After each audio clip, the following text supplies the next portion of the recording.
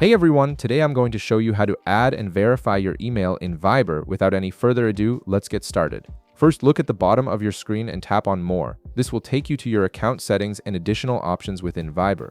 Once you're in the More section, direct your attention to the upper right corner of the screen where you'll see a pencil icon. Go ahead and tap on this icon. This pencil represents the edit function, allowing you to modify your profile information and personal details.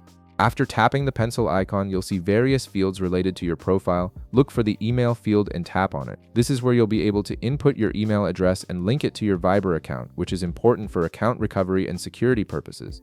Now type in your email address carefully into the field. Make sure you enter it correctly without any typos, as this will be the email that receives your verification message. Having a verified email attached to your Viber account adds an extra layer of security and makes it easier to recover your account if needed. Once you've entered your email, tap on Verify Email. This action triggers Viber to send a verification message to the email address you just provided. The verification step is necessary to confirm that you actually own the email address and to prevent unauthorized access to your account. At this point, a verification email will be sent to the inbox of the email address you entered.